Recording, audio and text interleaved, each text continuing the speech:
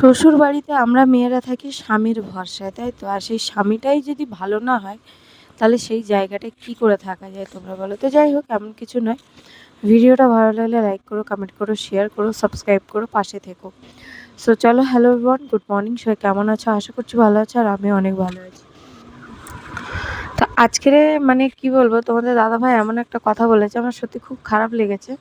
কারণ দেখো, এই যে সারাটা দিন গাধার মতন খেটে যাচ্ছি, সারাটা দিন এত কষ্ট করে কাজ করছি, তার উপরে দুটো বাচ্চা সামলাচ্ছি, তারপরে যদি এরকম ধরনের কথাবার্তা শুনতে হয় না, শুধু আমার বলে নয়, এখানে যে কেউ হতে পারে, যে হতে পারে, তার কিন্তু মাথাটা একটু খোঁচে যাবে বই কি। হ্যাঁ, আমি জানি যে সেও অফিসে কাজ করে, তাকে যে মুখ দেখে পয়সা দেয় এমনটা কিন্তু নয়।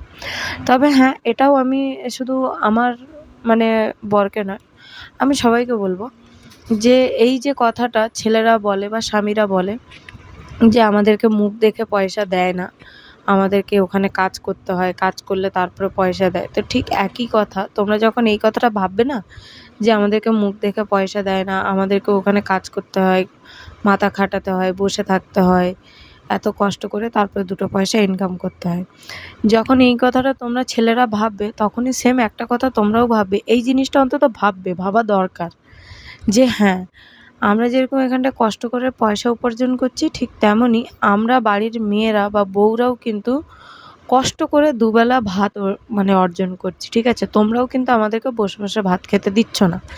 আমরা ওই যে সারাদিন এই যে তোমাদের বাড়িতে কাজ করছি, থালা বাসন মাজছি, রান্না করছি, ঘর গুছাচ্ছি, বাচ্চা সামলাচ্ছি, তারপরে গিয়ে কিন্তু এক মুঠো দু মুঠো ভাত খাচ্ছি।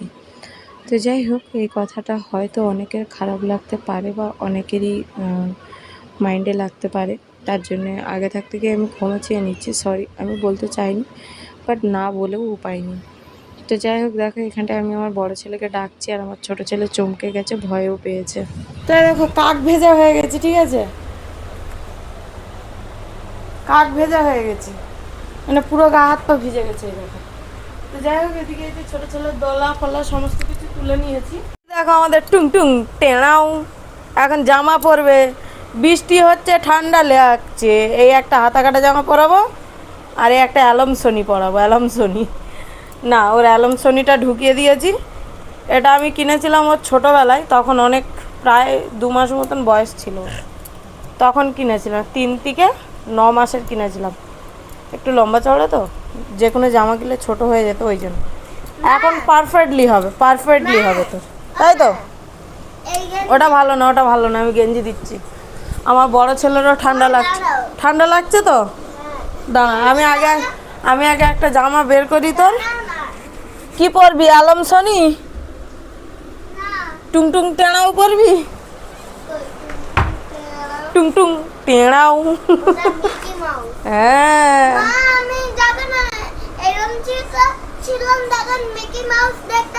হ্যাঁ,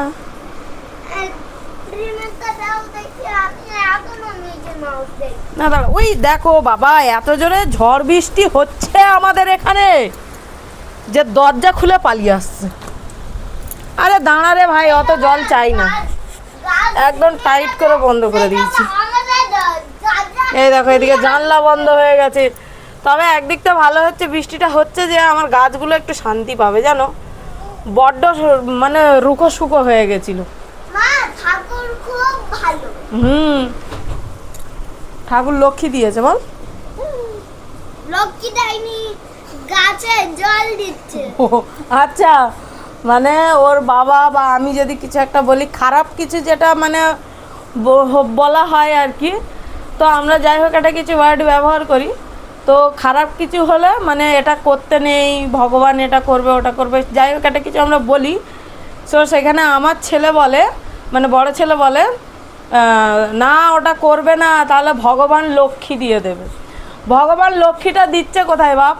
লক্ষ্মী তো দিচ্ছেই না। না, যাকে না আমরা অন্য ভগবান নেব তবে।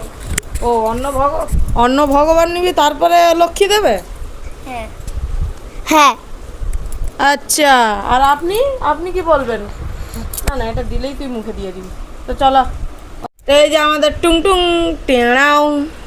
তো আমার পায়ে লাগছে, না পায়ে লাগছে কি করে? এই যে আমাদের টুংটুং টেঁড়াও অ্যালম সনি। এই বৃষ্টিতে আপনার কি বক্তব্য?